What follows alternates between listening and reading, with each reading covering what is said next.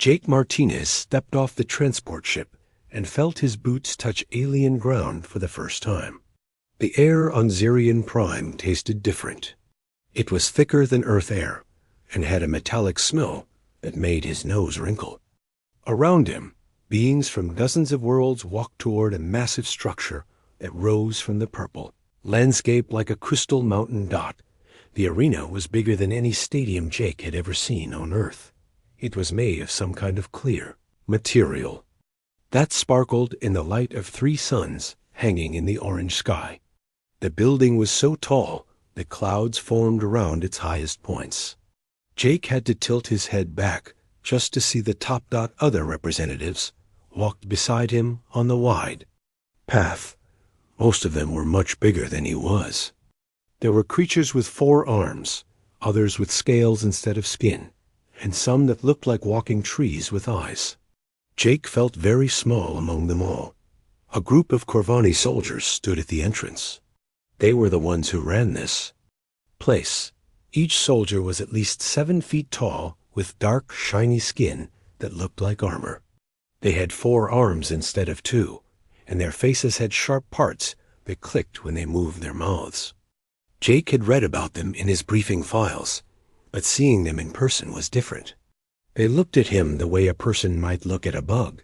"Human representative," one of them said in a voice that sounded like rocks grinding together. "Follow the blue line to your waiting area." Jake looked down and saw colored lines painted on the ground. Each color led to a different section of the arena.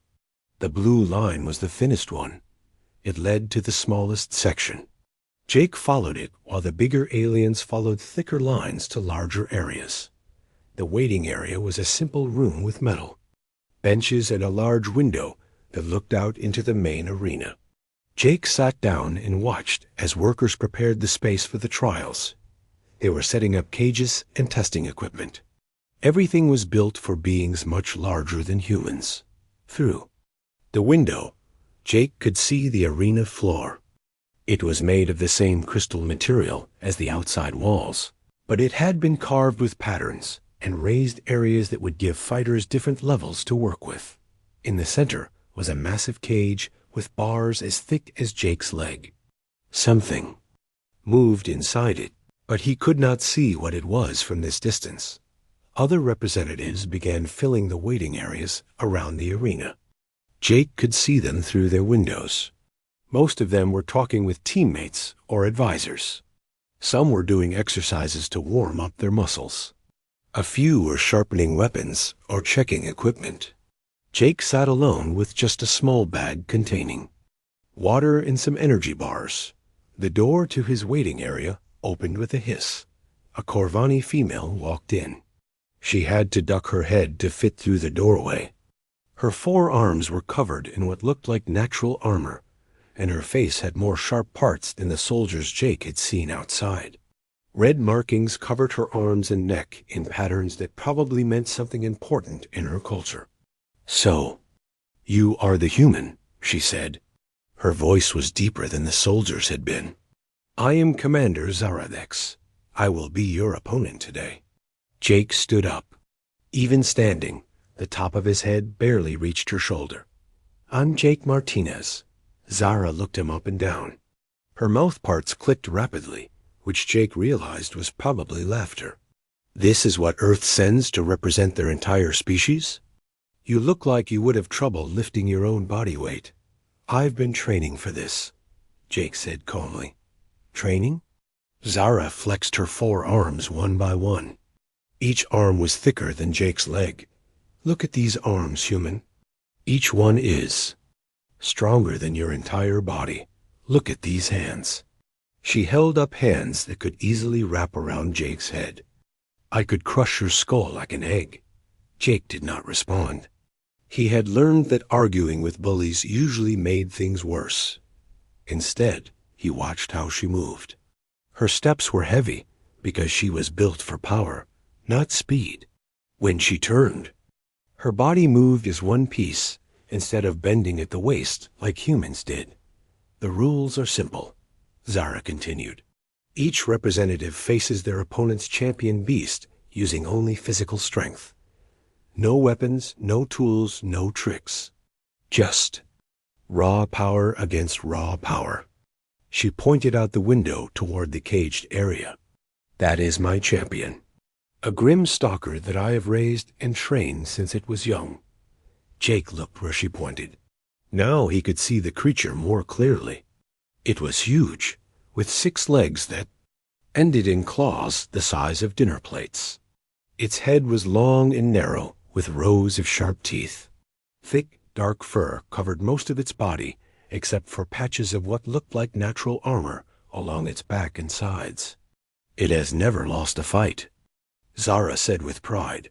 It can run faster than most vehicles. Its claws can cut through metal. Its hide can stop bullets. And it follows my commands perfectly. What happened to the other challengers who faced it? Jake asked. Zara's clicking laughter grew louder. Most gave up before the fight began.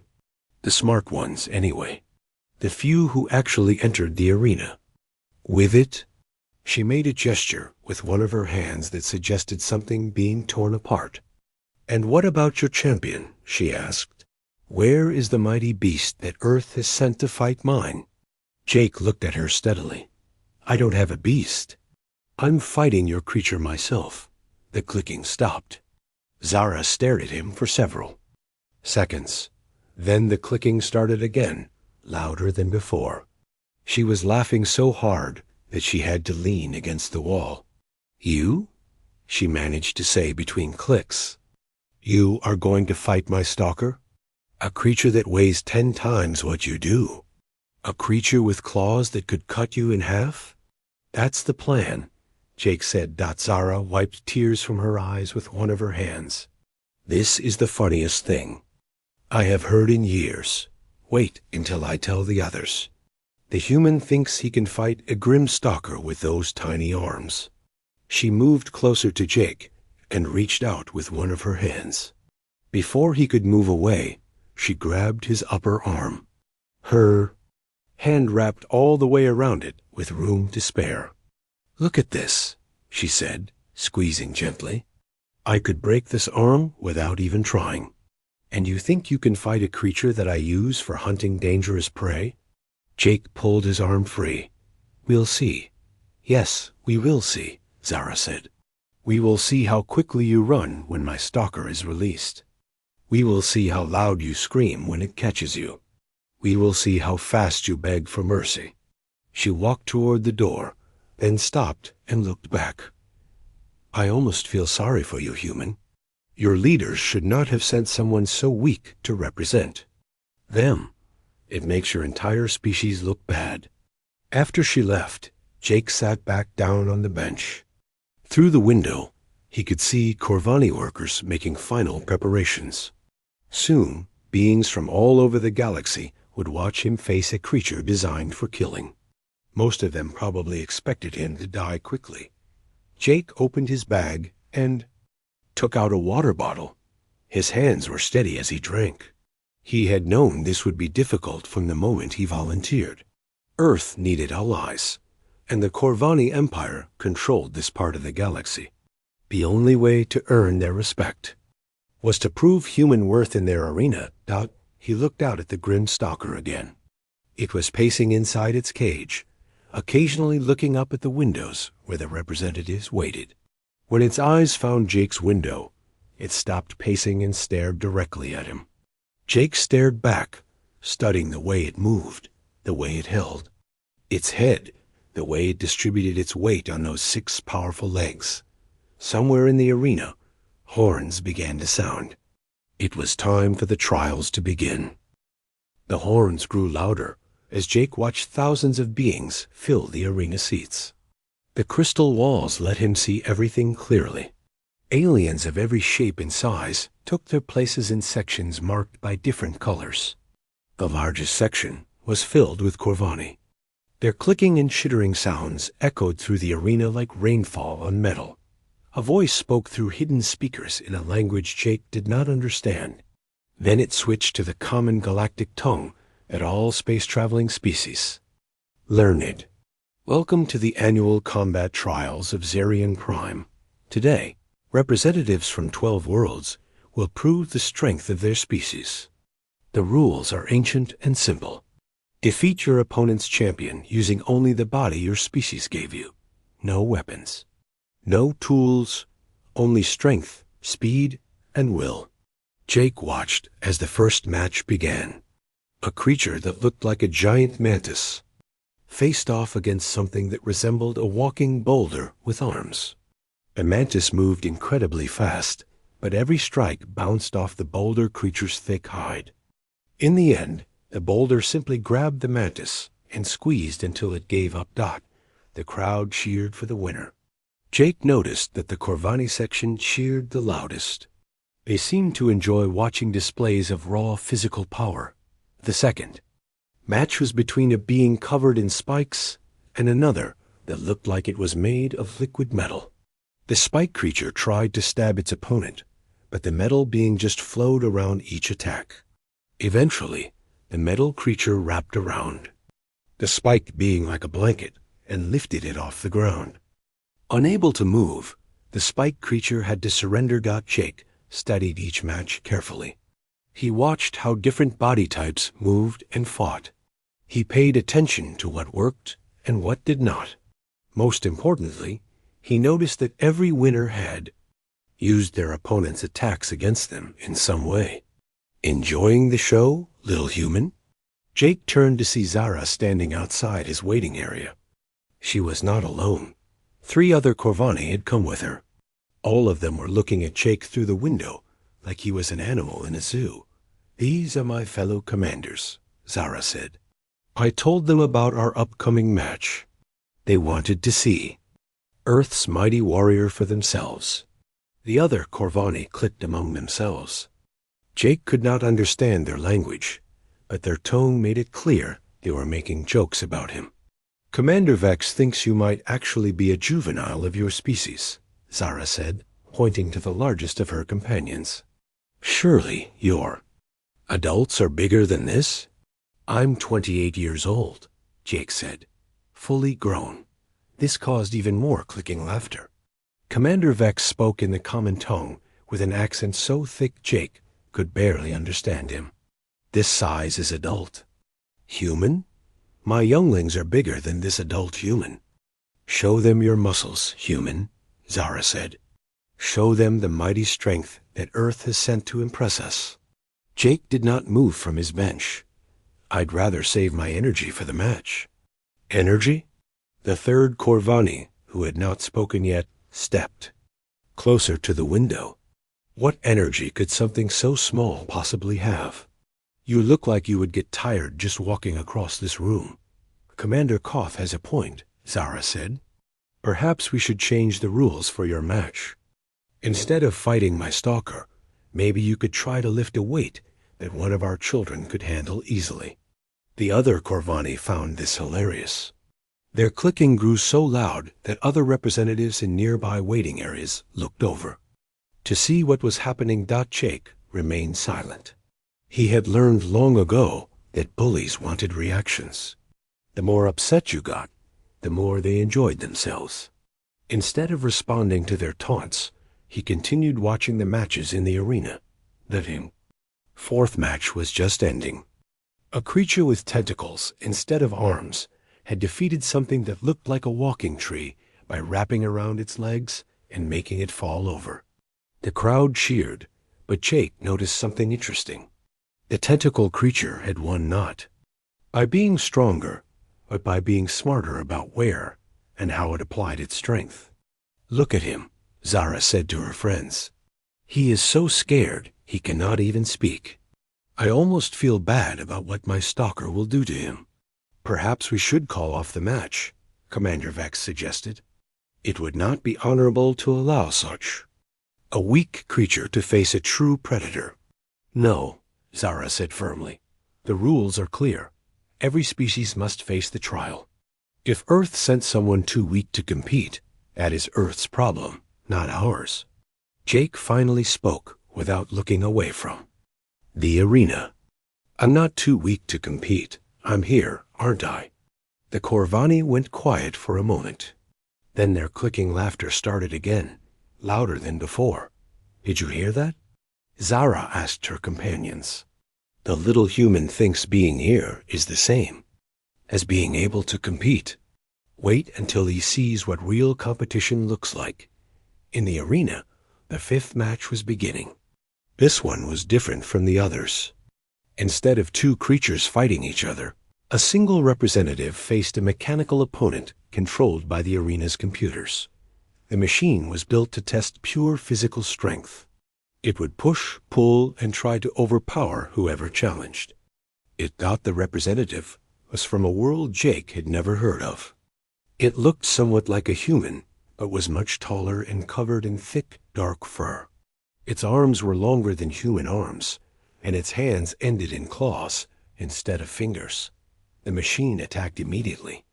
It was built like a metal warrior with 4 arms, similar to the Corvani, but made of steel and powered by energy cells. Each of its arms moved independently, striking from different angles at the same time. The furred creature tried to match the machine's power with its own. It grabbed 2 of the machine's arms and tried to break them. The machine used its other 2 arms to pound on the creature's back and shoulders. Both fighters strained against each other, neither able to gain an advantage. The crowd watched in silence. This was the kind of fight they had come to see. Pure strength against pure strength, with no tricks or clever moves. After several minutes, the furred creature began to tire. Its grip on the machine's arms loosened. The machine broke free and immediately grabbed the creature around the waist.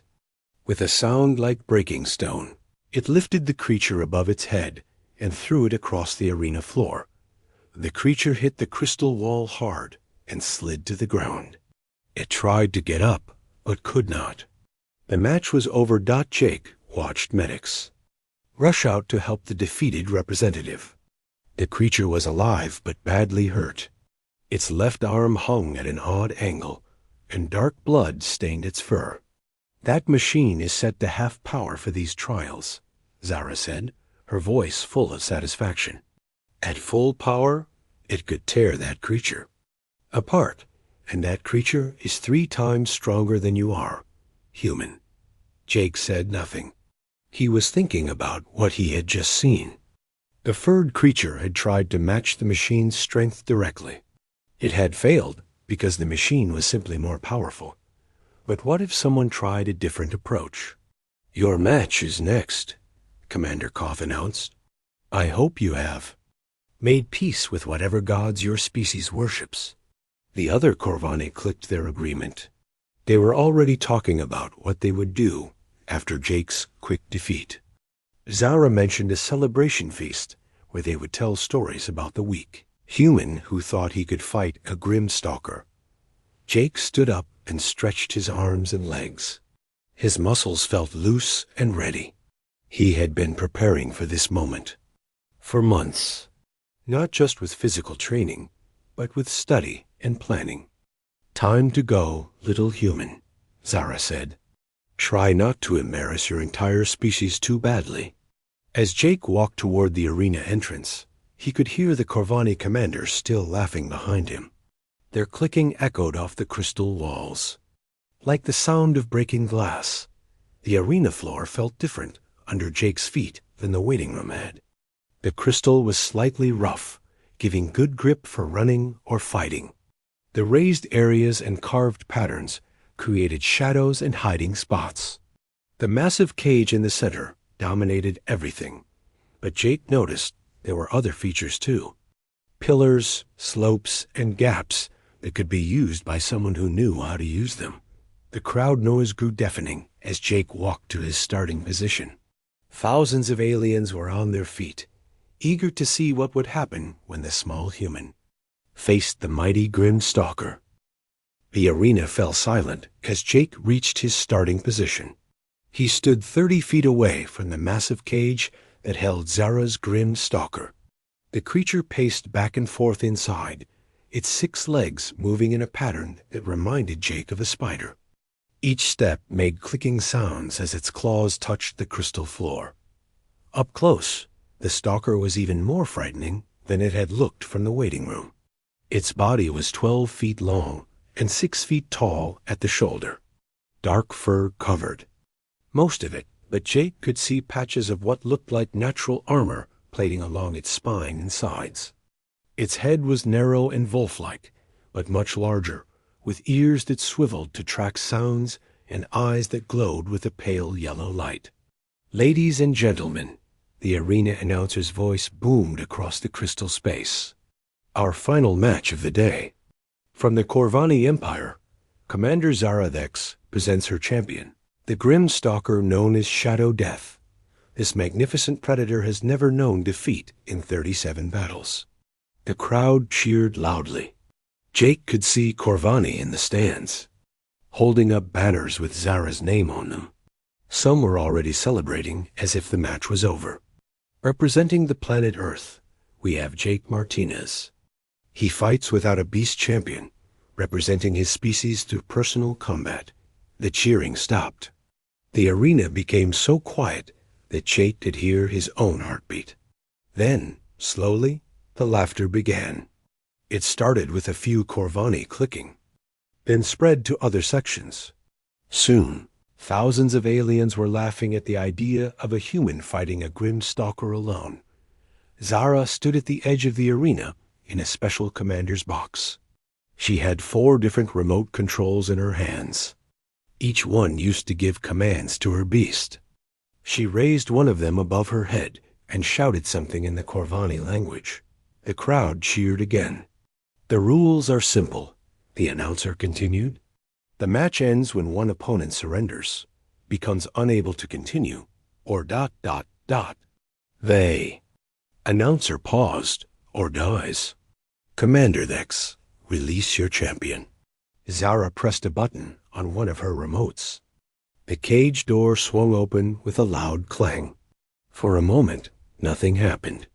The stalker stood at the entrance, sniffing the air and looking around the arena. Then its yellow eyes fixed on Jake. The creature stepped out of the cage slowly. It was not in a hurry. Jake could see intelligence in those eyes. This was not just a mindless beast. It was a hunter that had been trained to kill efficiently. "Look how it studies him," someone in the crowd said loud enough for Jake to hear. "It is deciding which part to eat first." The stalker began to circle, Jake staying about 20 feet away. Its 6 legs moved smoothly, never making a sound now that it was on the hunt. Jake turned to keep facing it, but he did not back away. He needed to understand how it moved before he could plan his next action. The creature's head was always pointed at Jake, but its eyes also tracked the arena around them. It was looking for escape routes, for obstacles, for anything that might help or hinder its attack. Jake realized that this beast had been trained to fight in arenas like this one. It knew how to use the environment. Why does it not attack? Someone in the crowd asked. "It is playing with its food," came the answer. "Stalkers like to terrorize their prey before they kill." Jake noticed that the creature favored its left side when it walked. Not obviously, but there was a tiny difference in how it placed its left rear leg compared to the others. An old injury, maybe, or just the way it was built. It was small, but it was information Jake could use. The stalker stopped circling and crouched low. Its muscles tensed like springs being compressed. Jake could see that it was preparing to attack. He bent his knees slightly and shifted his weight. To the balls of his feet, the creature attacked with incredible speed. It leaped forward, covering the 20 feet between them in less than a second. Its front claws were extended, aimed at Jake's chest and throat. The crowd gasped at the sudden violence. Jake dove to the right, rolling across the crystal floor. The stalker's claws passed through the space where he had been standing. The creature landed where Jake had been, then immediately spun around to face him again. "Run, human!" someone shouted from the crowd. "Run while you still can." But Jake did not run. Instead, he moved toward one of the arena's raised platforms. The stalker followed, its 6 legs giving it better balance and speed than Jake's too. It was gaining on him quickly. Jake reached the platform and jumped up onto it. The platform was about 4 feet high and 10 feet across. The stalker leaped up after him, but Jake was already moving. He jumped down on the other side, using the platform as a barrier between himself and the creature. The stalker landed on the platform and looked down at Jake. It could have jumped down immediately, but it paused. Jake realized that the creature was learning from his movements, trying to predict what he would do next. "This is boring," Zara's voice carried across the arena. She was speaking into a microphone, so everyone could hear her. "My stalker is being too gentle. Perhaps it does not recognize such a small creature as proper prey." She pressed another button on her remote. The stalker's ears perked up, and it made a sound like a growl mixed with a purr.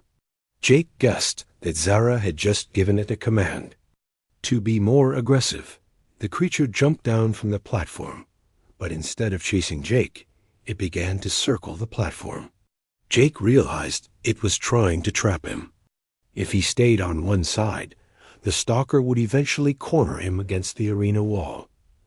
Jake started moving around the platform, keeping it between himself and the creature. The stalker moved faster, trying to catch up.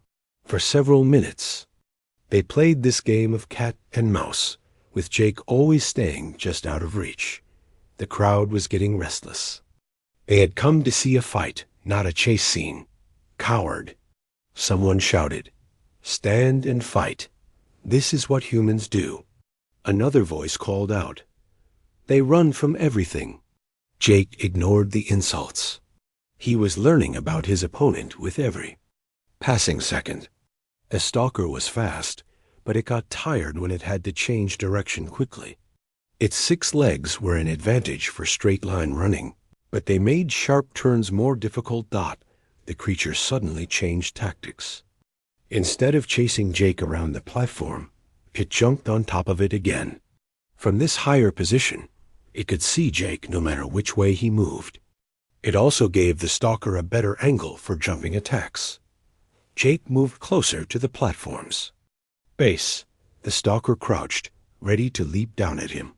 Jake could see the muscles in its legs bunching up, preparing for the attack. At the last second, Jake stepped directly under the platform's edge.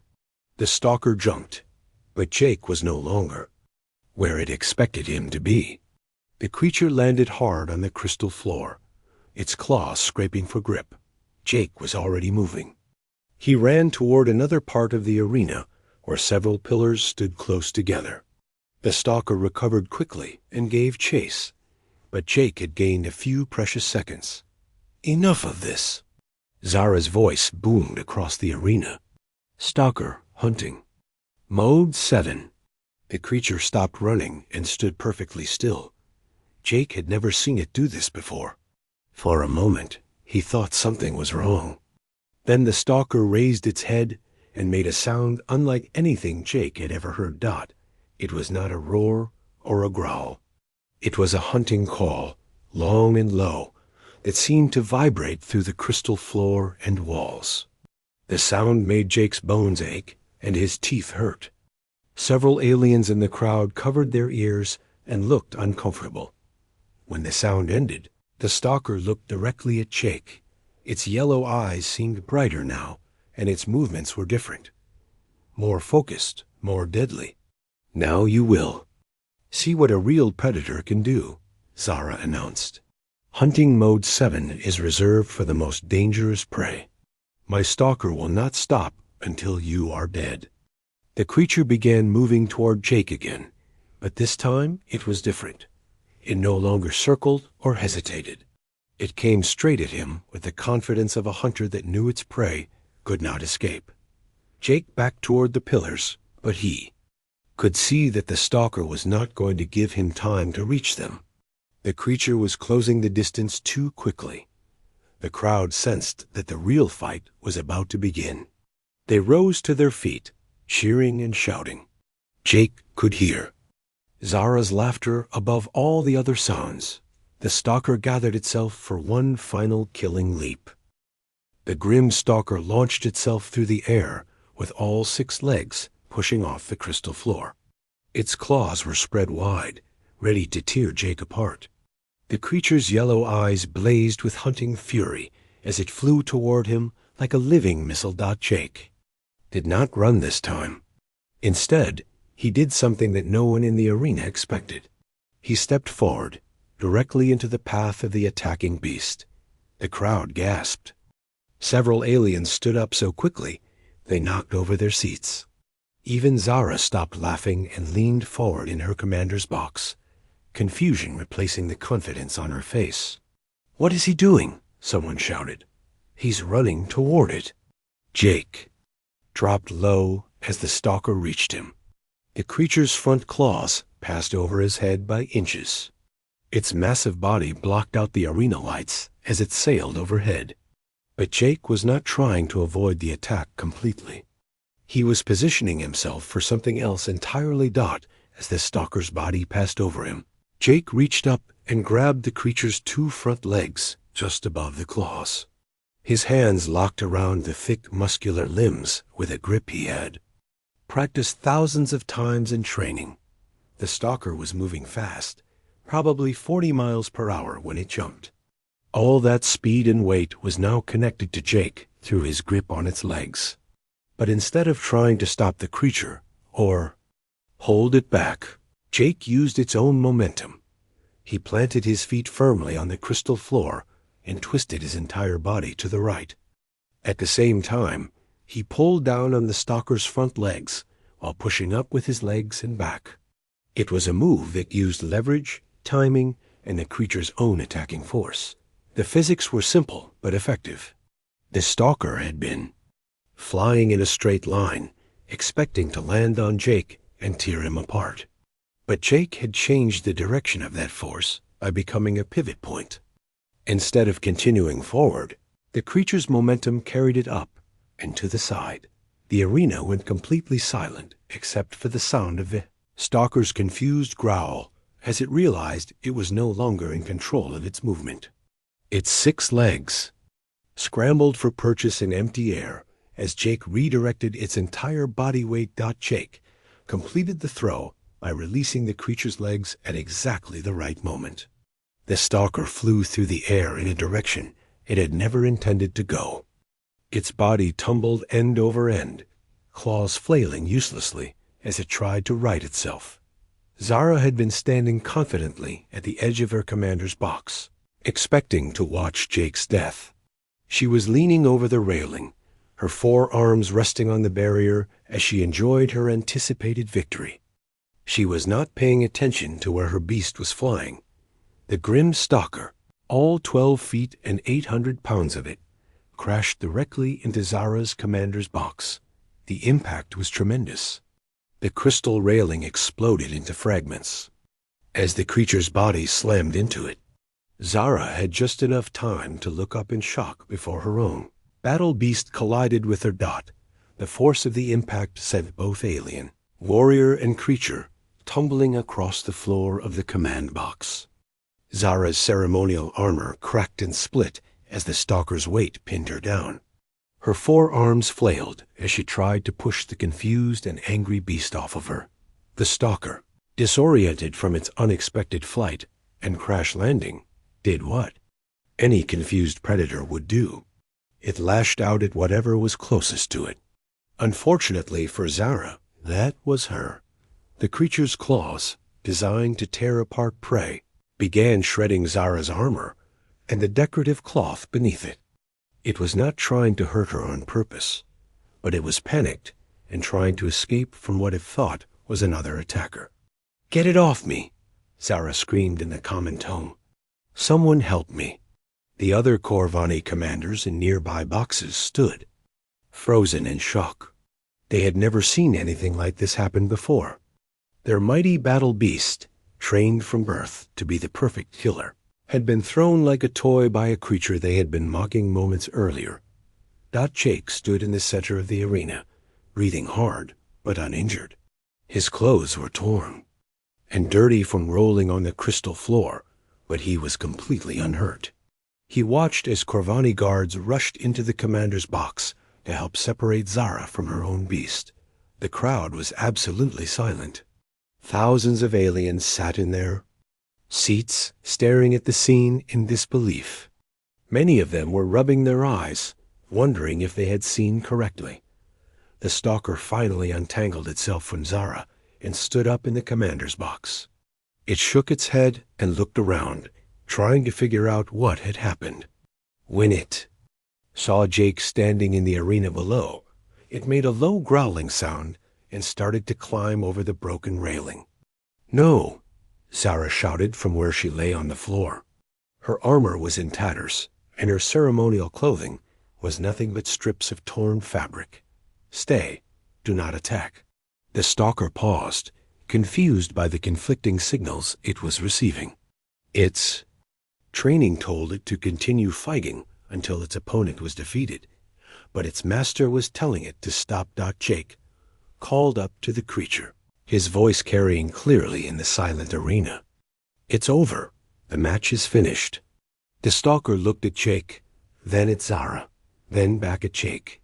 Slowly, it stepped back from the railing and sat down in the commander's box like an obedient pet.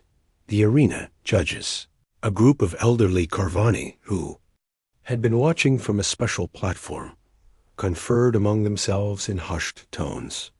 They had never encountered a situation like this before. The rules were clear about how matches should end, but no one had ever written rules about what to do when a competitor defeated an opponent by throwing their battle beast at them. After several minutes of discussion, the head judge stood up, activated his microphone. "The trial is concluded," his voice echoed through the arena. "According to the ancient laws, victory is achieved when the opposing champion is defeated through physical prowess. The human competitor has accomplished this by displacing the grim stalker using legitimate combat techniques." The crowd erupted. Some aliens cheered, impressed by what they had witnessed. Others argued loudly, claiming that what Jake had done was impossible or unfair. The Corvani section was mostly silent, still trying to process what they had seen. Jake walked toward the exit, but he stopped when Zara's voice called out to him.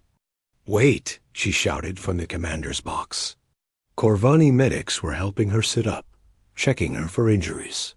Her pride was hurt worse than her body, but she was clearly shaken by the experience. "How?"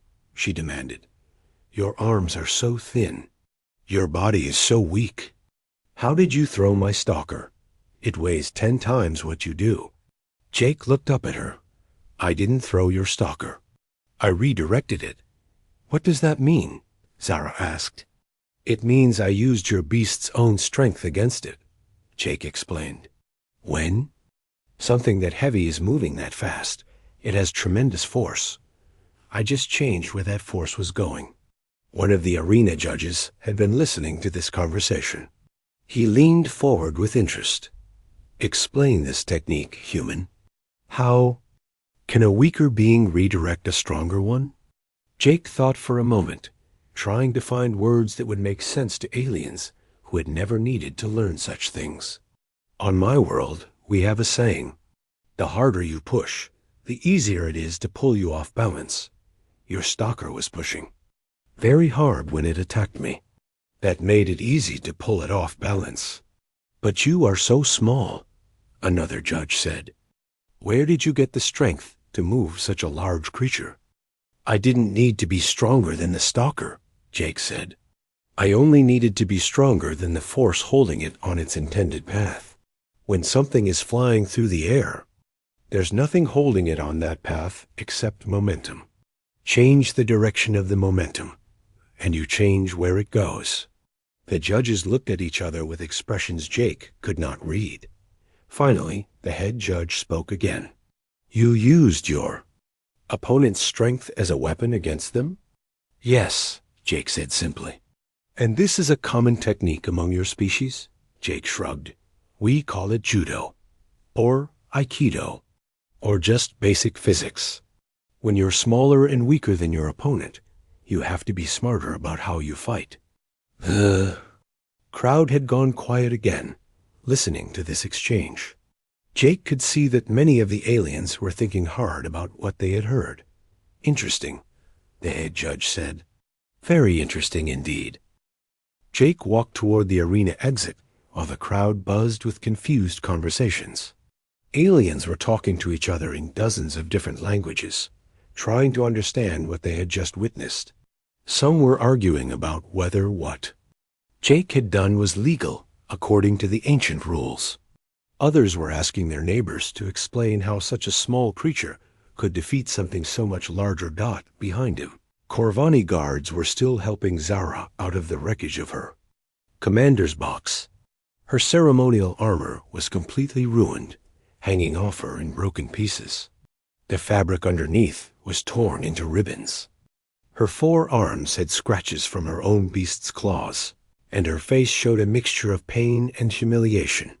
The grim stalker sat quietly beside her, no longer interested in fighting. It seemed confused by everything that had happened.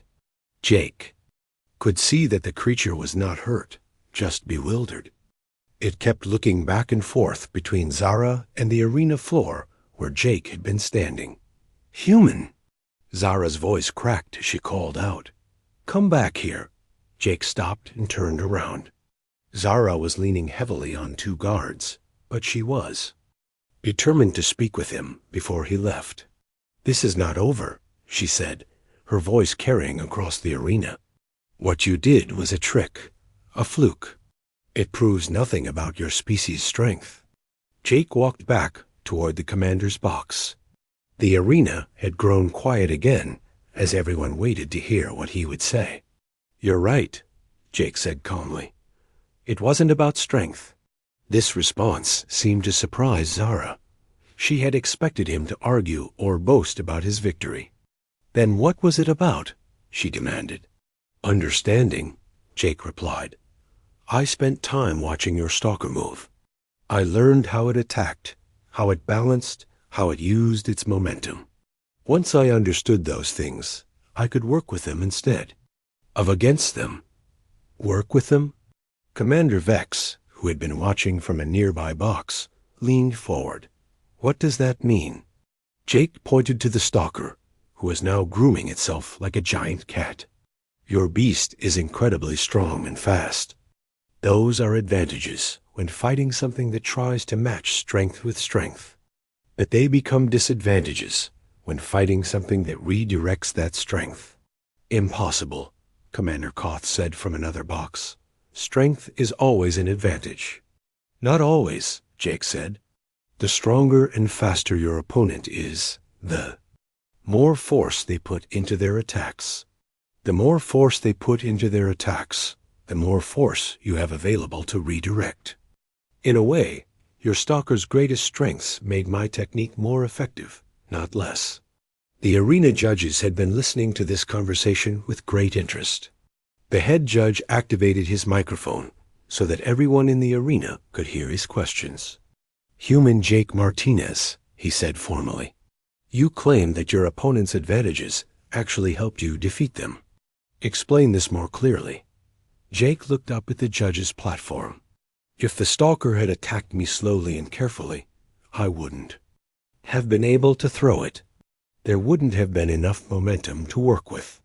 But because it attacked with all its speed and strength, it gave me exactly what I needed to redirect its path." "And this is a common approach among humans?" another judge asked. "Some humans study it specifically," Jake said. "But the basic idea is something most of us understand. We've always been smaller and weaker than many of the predators on our world. We learned to survive by being smarter, not stronger." The crowd murmured at this revelation.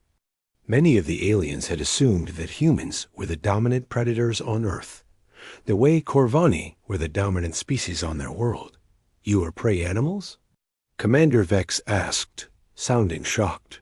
"We were prey for some things, predators. For others," Jake explained. "But we were never the biggest or strongest or fastest. We had to find other ways to win." "What other ways?" The head judge asked Jake, thought about how to explain thousands of years of human development in terms these aliens would understand. "We learned to make tools," he said. "We learned to work together. We learned to think ahead and plan for problems before they happened. And we learned that sometimes the best way to deal with a stronger opponent is not to fight their strength directly, but to make their strength work for you instead." Zara had been listening to this conversation with growing frustration. She struggled free from the guard supporting her and stood on her own, despite her injuries. "Pretty words," she said bitterly.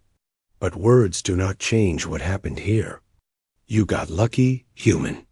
One lucky moment does not make your species worthy of respect."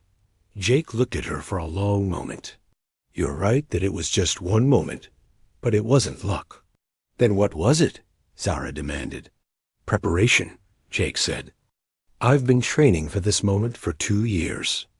Not just physical training, but studying everything I could learn about Corvani fighting techniques, about the beasts you use, about how your trials work. I watched recordings of hundreds of matches.